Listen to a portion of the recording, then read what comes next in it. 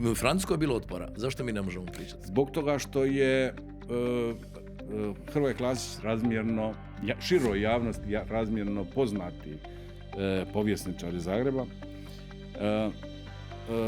Malo je stvari u kojima ja se slažem, ali dakle je jedna od onih stvari u kojima se slažem je ta da je potpuno neprirodno, neznanstveno taj otpor nazivati hrvatskim jer je on jugoslavenski.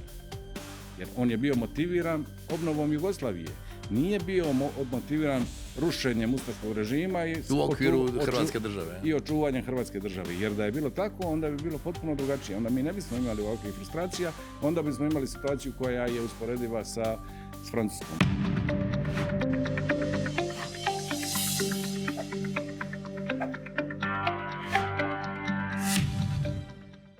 Znači imali smo ovu dvojicu povjesničara, pa stalno nam kažu pozovite vas, ali nismo vas uspjeli. Niste vi mogli, nije mogao Nazor. Pa me zanimalo da ćete mi malo reći prvo malo apropo Thompsona ovoga i onda je ono stvari što bi pitao da krenem s pitanjem. Bio neki dan netko od menadžmenta Thompsona pa je rekao da ovo je godina velikih obljetnica. Kao 110 godina dakle, krunidbe kralja Tomislava, pa ne znam što je sve još dalje nabrajao, nekako se pada ove godine i onda je na kraju rekao da 80 godina Bleiburga. Ne?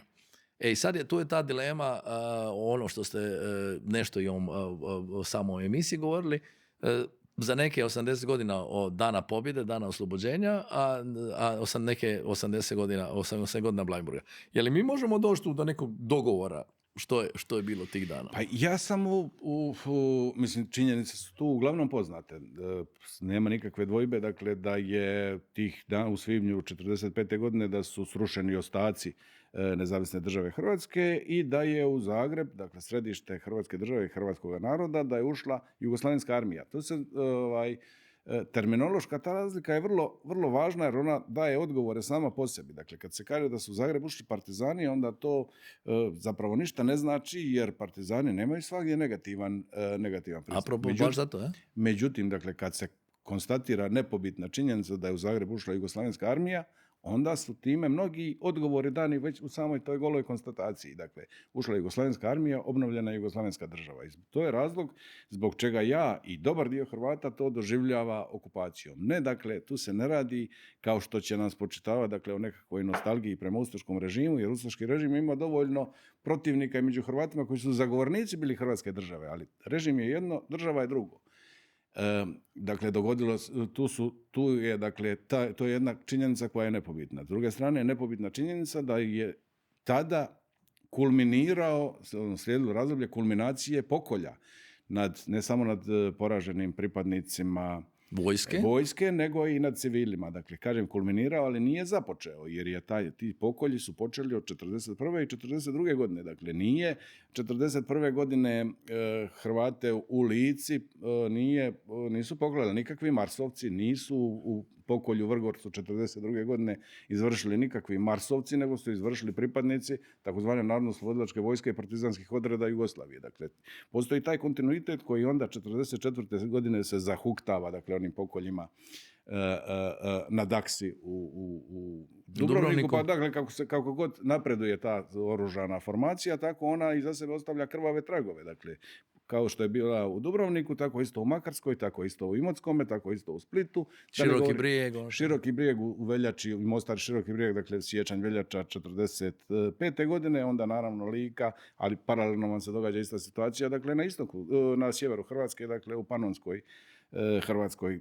Potpuno ista situacija i ista situacija u Bosni i Hercegovini, dakle gdje se recimo u Srednjoj Bosni u Seljaku događaju strahoviti pokolji za koje mi zapravo danas ne znamo. Jer je pa isto kao što ne znamo na zločine nad Hrvatima za ovog zadnjeg rata, baš u opet istim krajima. Ne znamo, naravno stvar, dakle jer je to zbog nekakve političke korektnosti prešućeno.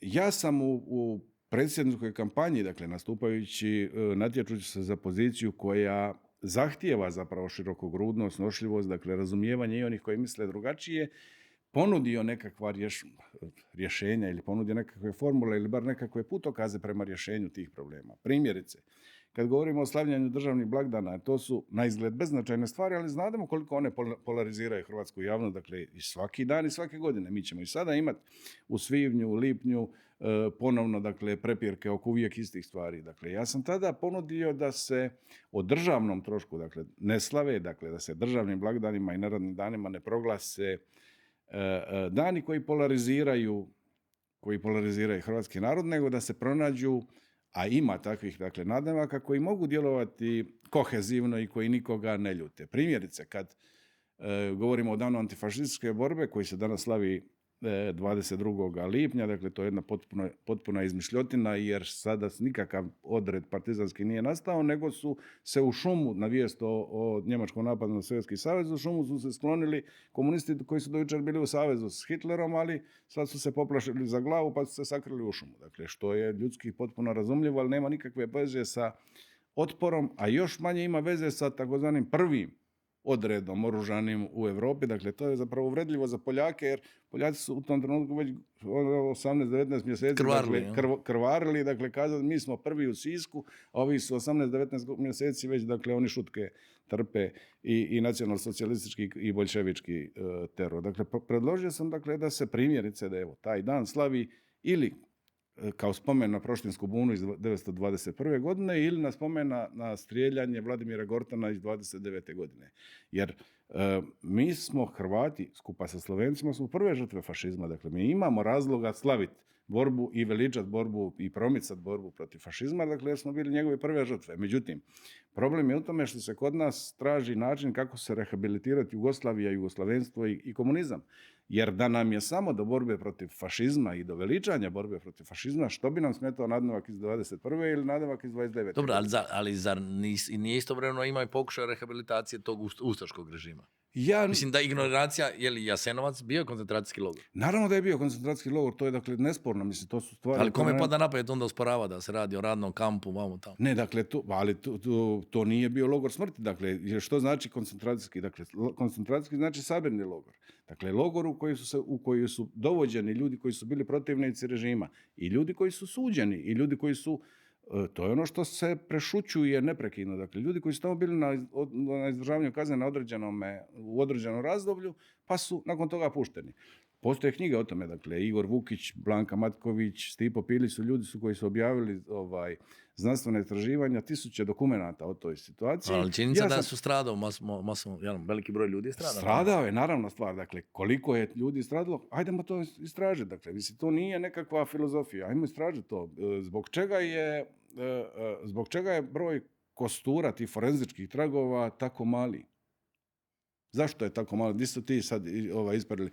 Ivo Goštan je tu pokušao izmisliti drobilicu, pa nije uspio potvrditi tu svoju tezu, ali je uspio zaraditi nadimak koji će ga pratiti i nakon smrti. O tome nema apsolutno nikakve dvojbe. Ali hoću kazati, dakle, sa svim tim se treba zapravo suočiti sve te probleme, uključujući Jasenovac je moguće, dakle, nadići to onog trenutka kad ajmo ljudi, dakle, organizirati tim stručnjaka, dakle, povjesničara i naših i stranih. Ali možete li vi hrvatski povjesničari sjesti u istu sobu i ovi koji su kao lijevo i vi koji ste desno, ajmo reći? Jer povijest bi trebala biti jedna, zar nije? Ja mislim da ne, ali dakle nema, povijest nije fizika, dakle, ili nije matematika u kojoj je 2 + 2 jednako 4, dakle, vi ćete...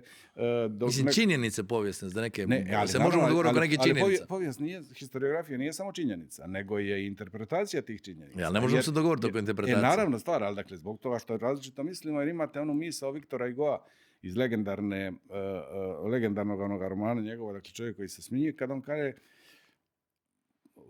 sad kontekst je nebitan, ali je misao primjenjiva i za svaku životnu situaciju, gomila ima previše glava da bi imala jednu misao. Dakle, ne možemo mi svi misliti isto, niti je moguće da mislimo isto, niti bi bilo dobro da svi mislimo isto, jer to je, valjda ni Sjeverna Koreja nije dosegla taj ideal, premda službeno vrijedi sigurno propisana istina da svi misle isto. Ali dakle, zbog čega mi ne bismo antropološkim istraživanjima, dakle, povjesničari, kriminalisti, antropolozi, balističari i tako dalje, 100 struka ima koje su to upletene, formira se tim i dajte ljudi da istražimo to, dolazimo do jednoga, time ćemo doći do utvrđenih činjenica i prestat će prepirke, dakle, konačno će se o tome moći raspravljati samo na znanstvenoj razini bez politike. Međutim, vi danas zapravo o tim temama ne možete razgovarati a da vas se politički ne diskvalificira. Jer onog trenutka kad vi nastupate sa takozvanih revizionističkih pozicija, tog trenutka ste politički diskriminirani, politički ste marginalizirani, onda vam se ne da pristup medijima i dakle onda ste naravno nepoćudni i pri obnašanju vlasti. Sjetite se kako je, mislim da je postao pisani sporazum između Sanadera i Đapića o ulasku HSP-a u vladu neke druga Sanaderova vlada, dakle, pa je onda iz Brisela došao mig da nije počudno, nije zgodno da HSP uđe u vladu i onda se Anto Đapić zadovoljio ovim kolačićima i sličnim. Dobro, a što ćemo za dom spremni? Ili to nešto što... Ja sam i također sam u tom programu dakle, kazao i sa strane onih koji su bili moji pristrašni potencijalni birači doživio kritike, pa i napadaje. Dakle, ja sam protivnik zabrana, načelni protivnik zabrana. Dakle, nikad mi ne bi palo na pamet zabraniti nekakav dernek u Kumrovcu i dakle tamo pjevanje kojekakvih pjesmica i šta ja znam. Isto tako je sa za dom spremni. Dakle, mislim da načelo slobode diktira to, dakle, da budemo otvoreni prema onima koji misle drugačije. Ali dobro, Evropa je uzela da treba zabraniti ZIH, onda smo došli do... Dakle, isti je tretman, mislim sada se poslužim jednom poštapalicom koja je ovih posljednjih par godina otrcana. Dakle, istu situaciju, isti položaj koji ima za dom spremni je imala slava Ukrajini. Sve dok se nisu promijenile političke okolnosti, pa odjednom slava Ukrajini pozdravljaju i lideri Evropske unije i Joe Biden je pozdravlja sa slava Ukrajini, ne znam je li Trump. Ne sjećam se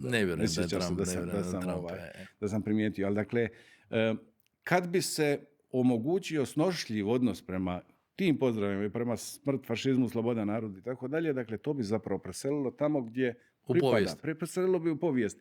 Jer ja sam odrastao iz obitelji, dakle, odrastao u obitelji koja je u komunističkoj Jugoslaviji bila diskriminirana. Dakle, spomenuo, roditelji su bili politički zatvorenici.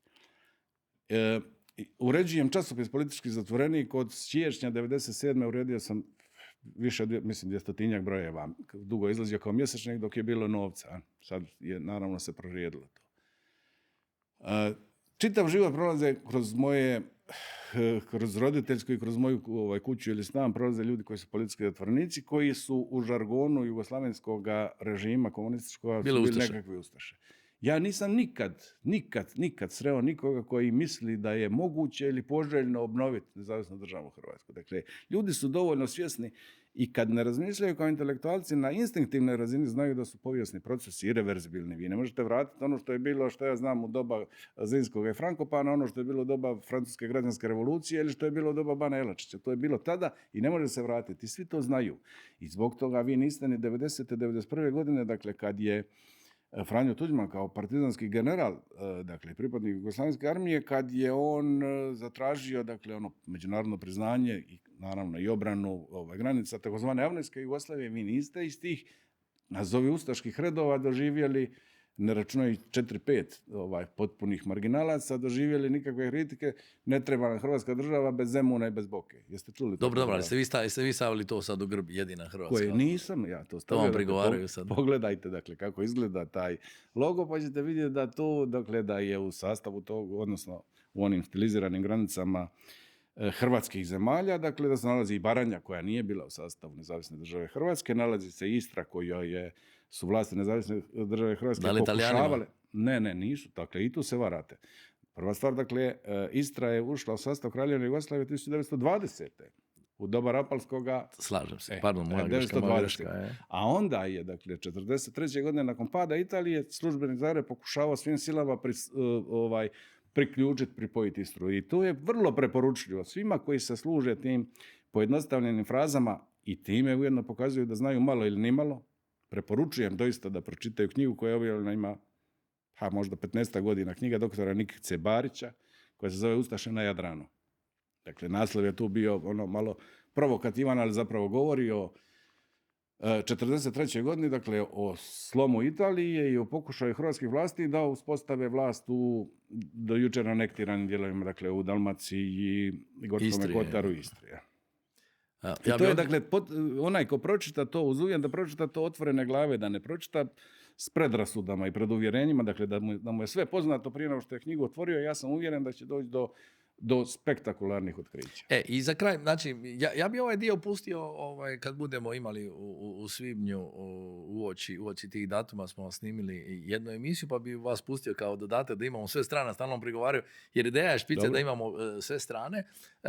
Povod mi je za tu emisiju bilo da sam u Panteonu u Francuskoj, dakle mjesto gdje leže velikani francuski, naišao na slikovnicu koja kaže Francuska između kolaboracionista i pokreta otpora. Dakle, ja nisam u Hrvatskoj, nema takve slikovnice u kojoj se, mi na taj način ne pričamo. Zašto? 80 godina kasnije u Francuskoj je bilo otpora. Zašto mi ne možemo pričati? Zbog toga što je Hrvoje Klasić razmjerno, široj javnosti razmjerno poznati povjesničar iz Zagreba. Malo je stvari u kojima se ja s njim slažem, ali dakle je jedna od onih stvari u kojima se slažem je ta da je potpuno neprirodno, neznanstveno taj otpor nazivati hrvatskim jer je on jugoslavenski. Jer on je bio motiviran obnovom Jugoslavije. Nije bio motiviran rušenjem ustaškog režima u okviru Hrvatske države. I očuvanjem Hrvatske države. Jer da je bilo tako, onda bi bilo potpuno drugačije. Onda mi ne bismo imali ovakvih frustracija, onda bismo imali situaciju koja je usporediva s Francuskom. Ovdje je problem u tome, dakle, što su s jedne strane bili pristaš jednog nedemokratskog režima koji je bio u savezništvu sa totalitarnim silama, ali je zagovarao Hrvatsku državu. Dok su s druge strane zapravo bili pristaše obnove Jugoslavije. I to je ključni problem. I to je vododijelnica i to je razlog i svih današnjih naših okapanja. Nije razlog naših okapanja različit pogled, ne znam, na rimske ugovore ili različit pogled na, što ja znam, na neki zločin, bez obzira od koje strane on počinjen, nego su zapravo u dubini počivaju te duboke političke razlike koje se zapravo manifestiraju i danas i koje, nažalost, se protežu i u budućnosti. Tu ćemo stati s ovim dijelom pa ćemo njega cijeloga pustiti. Nego imamo još jedno kratko pitanje za Shorts. Jesi i dalje ljutite na novinare? Neki dan sam u Splitu imitirao ako ste vidjeli snimku, ne? Nisam vidio snimku, dakle nisam uopće ljut na novinare. On si mi kaže uvijek, ja kažem, Jonić, on će cijelu kampanju priča, meni ne daju u medijima, dođe sučeljavanje, onda priča kako ga ne puštaju u medijima.